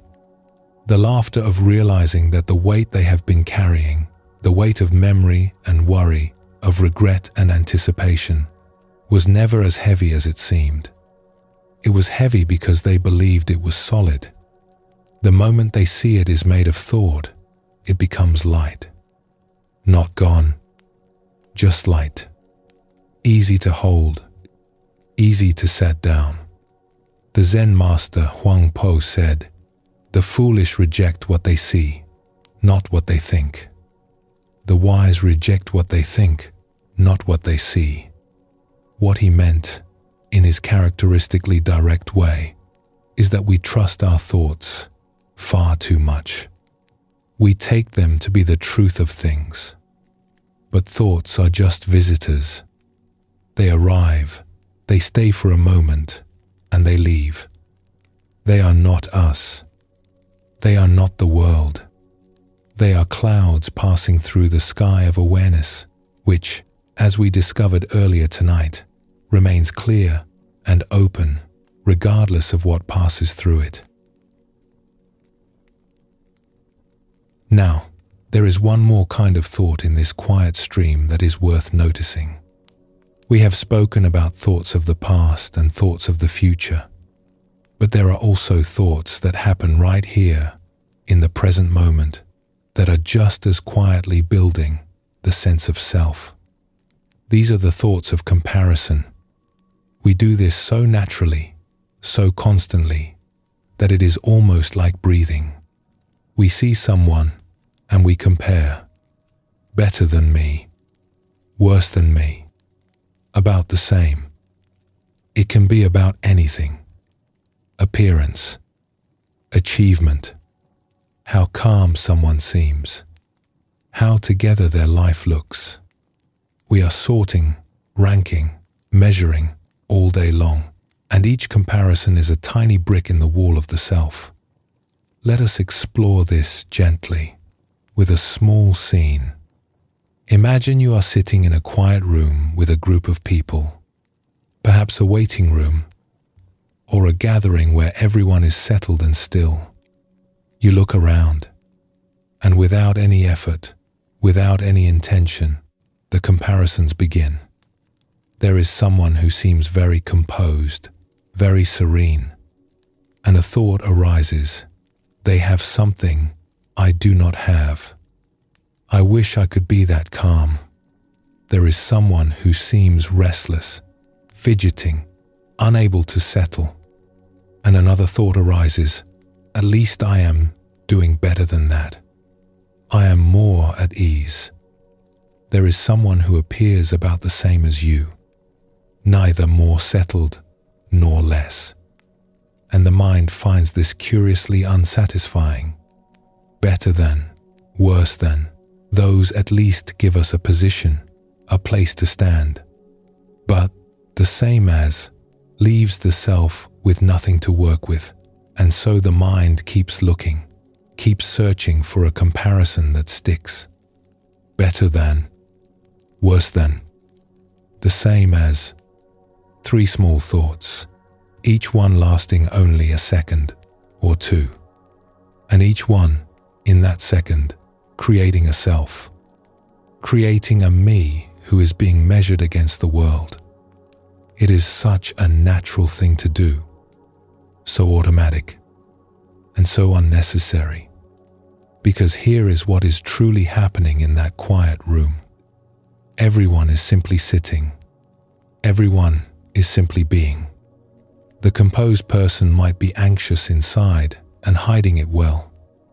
The restless person might be working through something beautiful and important. You simply do not know. The comparison tells you nothing about them. It only tells you that the mind is building again, grain by grain, thought by thought, constructing me out of thin air. The Buddha noticed this pattern with great precision. He spoke of it as one of the deepest habits of the mind, this constant measuring. I am better, I am worse, I am equal. And his suggestion was not to fight it or to feel bad about it. His suggestion was simply to see it, to notice when the comparing mind is at work, because the moment we see it, something wonderful happens. The comparison loses its grip. It becomes just another thought, just another cloud passing through. And in the space it leaves behind, there is something much simpler and much more restful. Just being here, just sitting in the room, without needing to be better or worse or the same as anyone at all. Just being nobody in particular, just being here. There is a beautiful teaching from the Buddha that touches all of this, past, future, and present. He said, let go of the past. Let go of the future. Let go of the present. And cross over to the further shore. Let go of the present. That is an extraordinary thing to say. Most spiritual teachings tell us to be in the present, to stay here, to arrive in the now. And there is wisdom in that, real wisdom. Coming back to this moment, letting go of the replaying and the rehearsing is one of the most healing things a person can do. But the Buddha went further. He said, let go of even this. Let go of the need to be here in any particular way. Let go of the comparing, the measuring, the evaluating that happens even in the present moment. Let go of the one who is trying so hard to be present, because even being present can become another project, another thing the self grabs hold of. I am being present now. I am doing this well. Am I present enough? The self can make a home anywhere, even in mindfulness itself. It can turn even stillness into a competition. So the Buddha's instruction is wonderfully thorough. Let go of the past. Yes. Let go of the future. Yes. And then, with a gentle smile that you can almost hear across the centuries, let go of the present too. Let go of the one who is holding on. Let go of the one who is letting go. And what is left? The further shore, which is not a place. It is not somewhere you travel to. It is what is here when you stop adding anything. When you stop building the sandcastle, grain by grain. When the quiet river of thought is still flowing, but you are no longer standing in it, trying to direct the current. You are sitting on the bank, watching, resting, and the river flows on as rivers do. And you are at peace, not because the thoughts have stopped, but because you are no longer mistaking them for who you are. This is perhaps the gentlest meaning of tonight's theme. To become no one is not to disappear. It is to stop building, to set down the mountains of past and future, to let the comparisons drift by like leaves on the river, to discover that when the construction project pauses, even briefly, what remains is not emptiness. It is fullness. It is warmth. It is the simple, quiet joy of being here, without the heavy work of being someone. There is an old Zen saying, sitting quietly, doing nothing, spring comes, and the grass grows by itself. That is the feeling of this. When the building stops, life does not stop. Life keeps going, beautifully, effortlessly, the way spring keeps coming, whether or not we are there to supervise it. The grass does not need our thoughts to grow. The river does not need our worries to flow. And we do not need our mountains to be who we truly are. You can feel it right now, if you like. Just for a moment, let the thoughts be there without following them.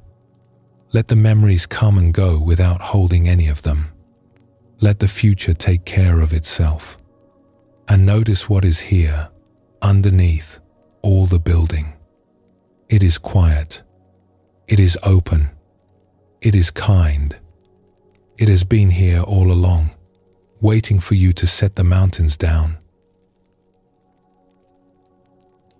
Let us rest here for a moment. Let the river flow. Let the thoughts drift by like clouds, like leaves, like all the small and weightless things they truly are. And when you are ready, we will continue together.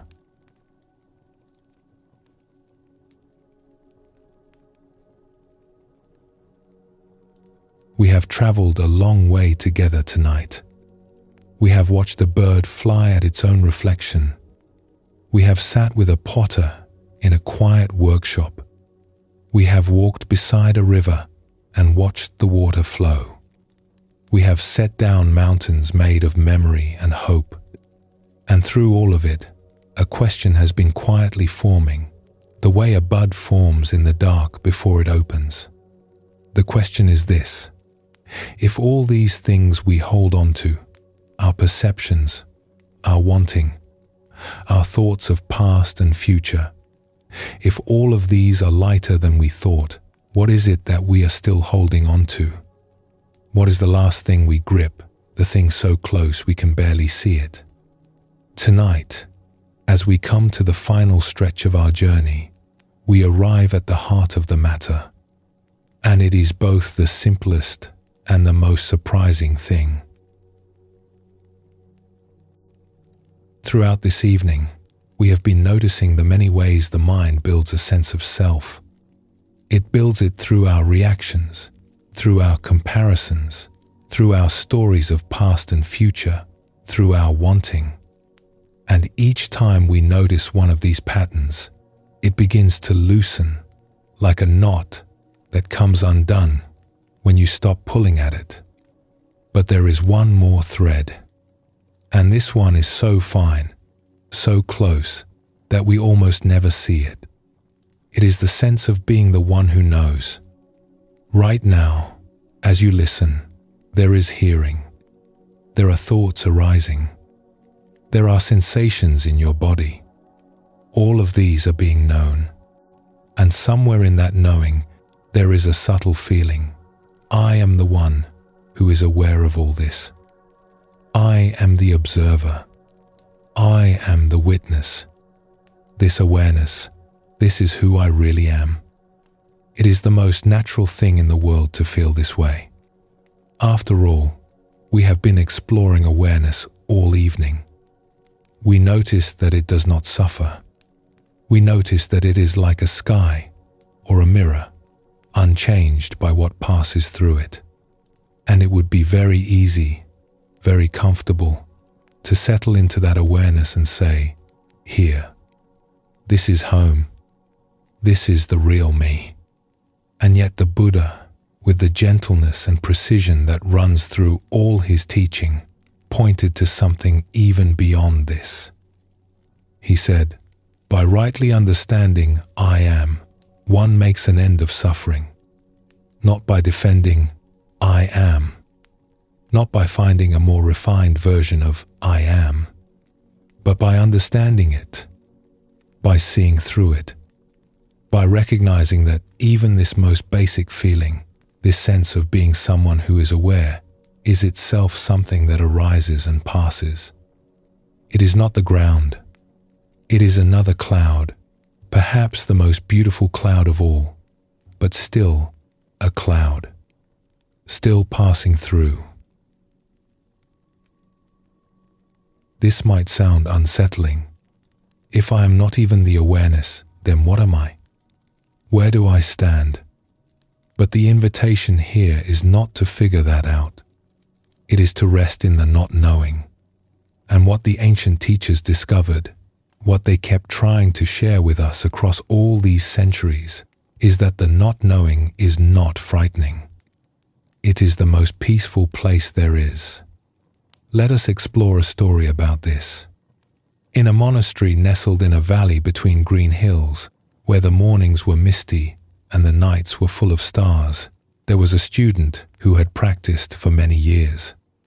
This student had arrived at the monastery as a young person, restless and full of questions, and over the years had learned a great deal. The breath had become steady. The mind had become quiet. There was a real ability to watch thoughts come and go without being caught by them.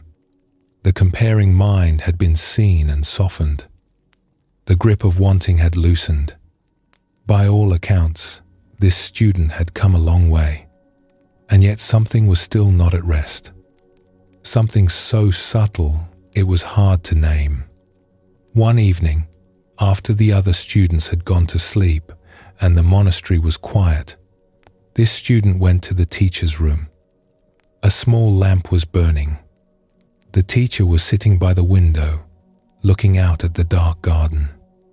"May I ask you something?" the student said. "Of course. Sit." The student sat and for a moment just listened to the silence. Then, "I have made progress. I can watch my thoughts without following them. I can sit with discomfort without reacting. I can see the comparing mind at work and let it be. I have even started to notice how wanting feels in the body, and sometimes I can simply let it pass." "That is good," the teacher said. "But there is still something," the student continued. "There is still a feeling of me at the center of it all. The one who is watching, the one who is doing all of this noticing, the one who has made progress. And I cannot seem to let go of that. It is like the last wall in a room I have been slowly clearing. I can see it, but I cannot find the door through it.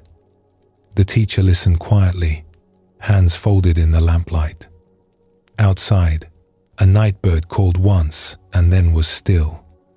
Then the teacher asked, "When you are watching your thoughts, who is watching?" "I am," the student said. "And when you watch that I am, what happens?" The student paused, frowning slightly. "I suppose another I arises to watch the first one. And another behind that?" "Yes. It is like a hall of mirrors. Every time I try to see the one who is seeing, there is another one behind it. I can never quite reach the end." The teacher smiled. "Then stop reaching. Stop trying to find the watcher. Instead, ask yourself, what if there is no one there? Not as something terrible, not as a loss, not as an emptiness to be feared, but as a relief. What if the watching is happening, but there is no one doing it? The way the rain is simply raining. No one is making the rain fall. It simply falls. What if your awareness is like that? Simply aware, simply knowing, with no one behind it."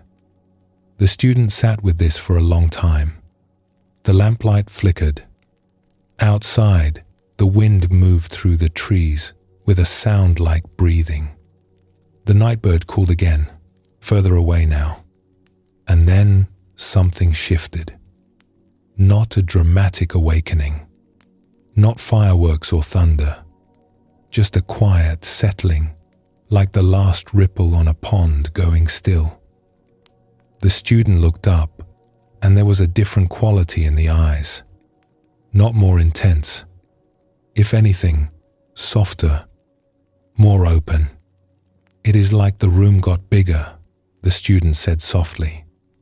"The walls fell away, and everything is still here. The sounds, the lamplight, you, me. But no one is holding any of it. It is just here, on its own." "Yes," the teacher said. "That is rest. Real rest.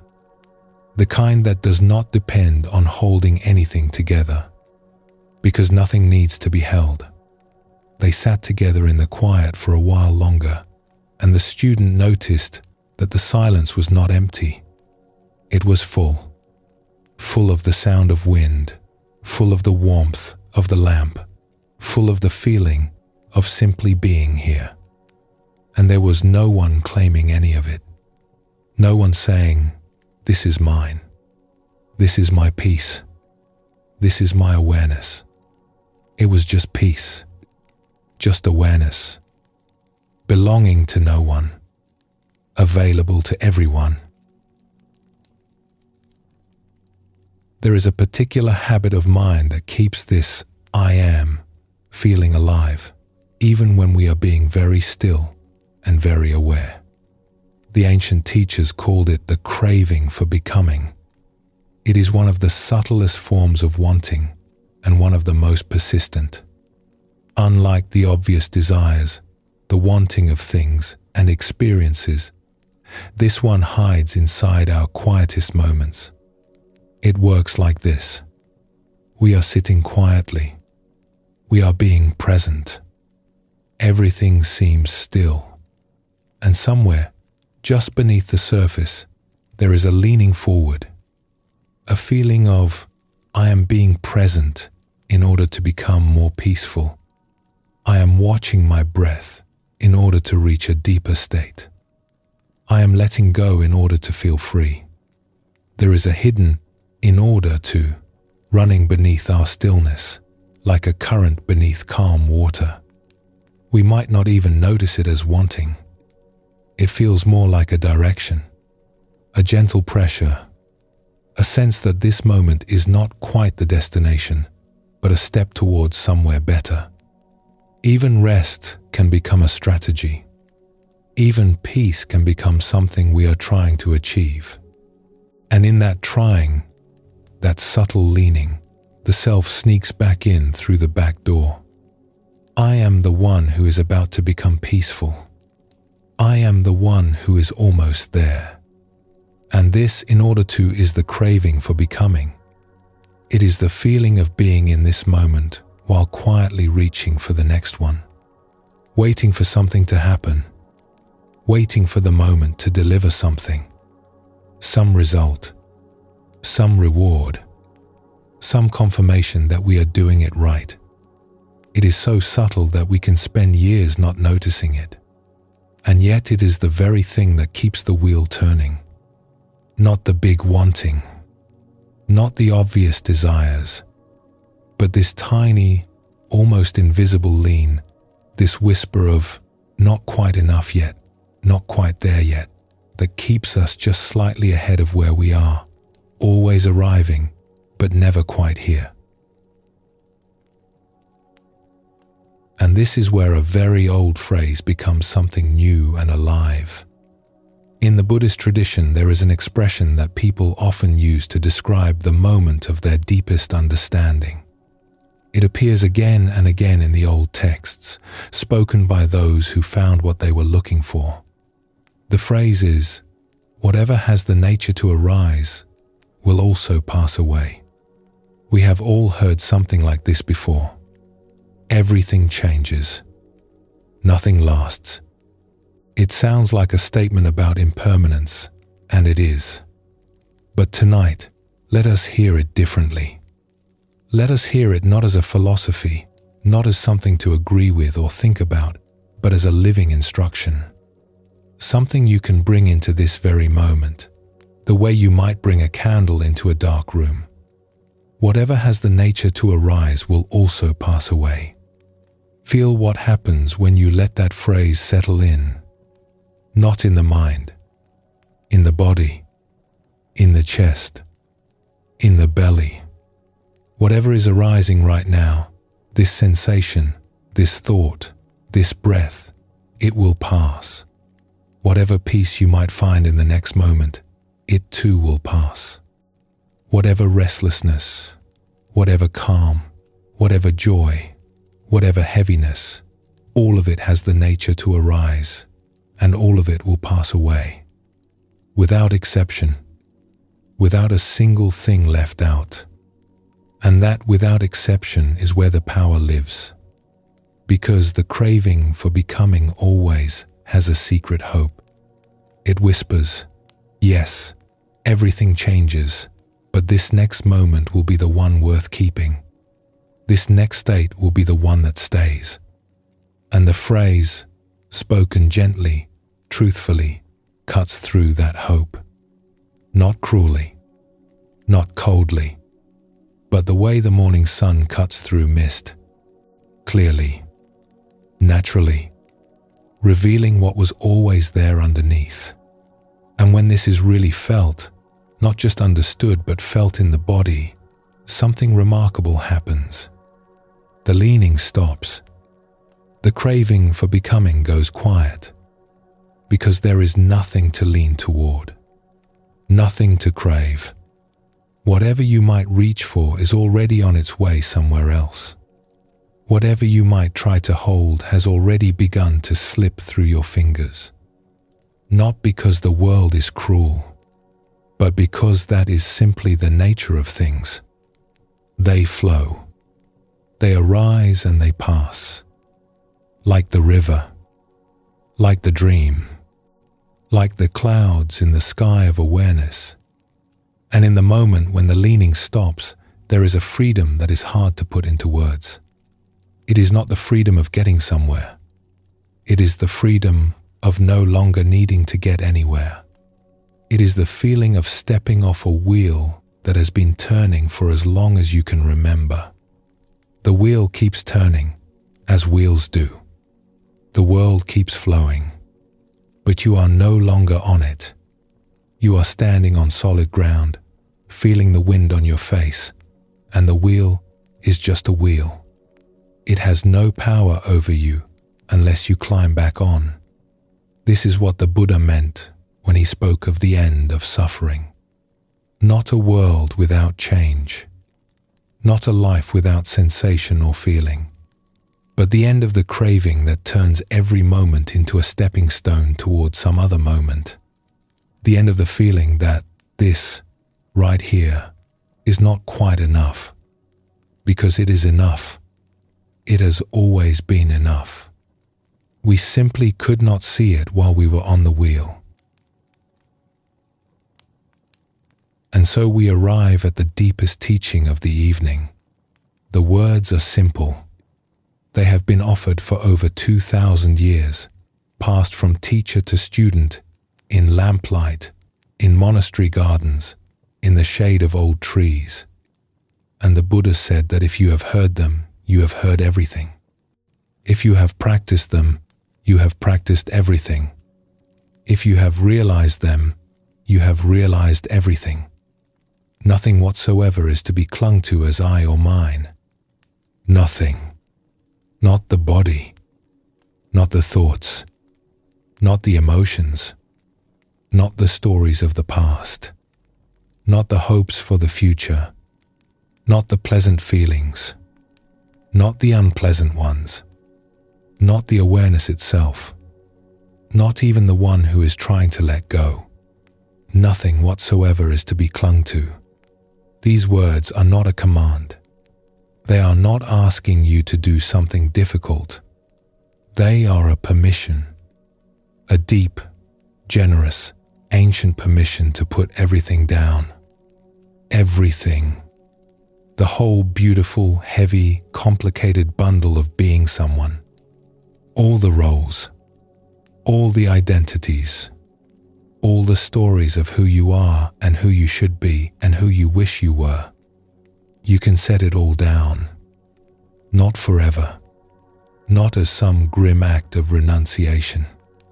But right now, just for this breath, just for this moment. And what you find when your arms are finally empty is not loss. It is not a void. It is not the cold, frightening emptiness that the mind sometimes imagines. It is the vast, quiet, luminous space that was always here, underneath the holding. It is warmth. It is peace. It is the feeling of coming home to a home you never actually left. This is what it means to become no one. Not to be erased, not to be diminished, but to discover that what you truly are was never the one who was holding on. It was the openness itself, the warmth itself, the peace that does not need a name or a story or a self to be complete. It does not need to be earned. It does not need to be achieved. It is already here, the way the sky is already here behind the clouds, the way the silence is already here beneath the sounds. You do not need to achieve this tonight. You do not need to achieve it ever.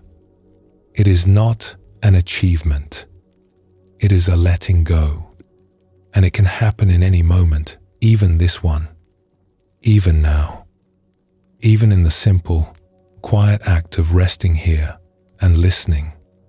Just for a breath, let everything be held by something larger than you. The way the river is held by the valley. The way the stars are held by the night sky. The way every sound is held by the silence from which it came. You do not need to hold yourself together. You are already held. You have always been held. And in that holding, there is nothing to fear. There is nothing to defend. There is nothing to become. There is only this warmth, this quiet, this breath, this peace. Let us rest here in this quiet place. There is nothing more to reach for, nothing more to figure out. Just this breath, just this moment, just the gentle feeling of being here with nowhere else to go and nothing left to carry. And when you are ready, we will bring our journey to a close together.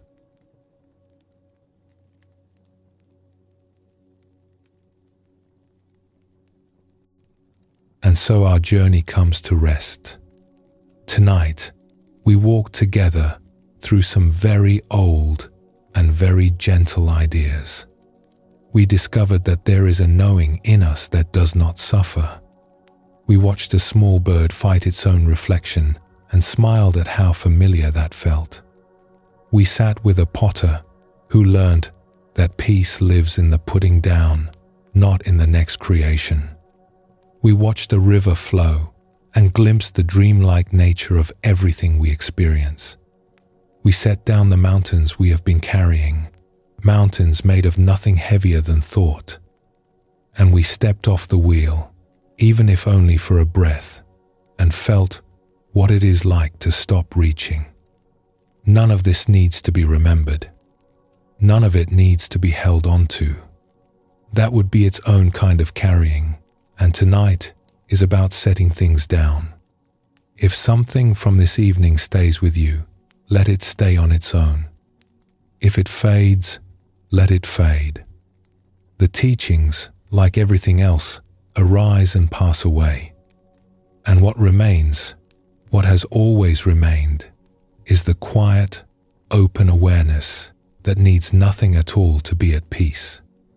You have nowhere to go, nothing to do, nothing to be. You can let the stories of the day dissolve. You can let your body grow heavy and warm. You can let the night hold you the way it has held every person who has ever rested beneath it.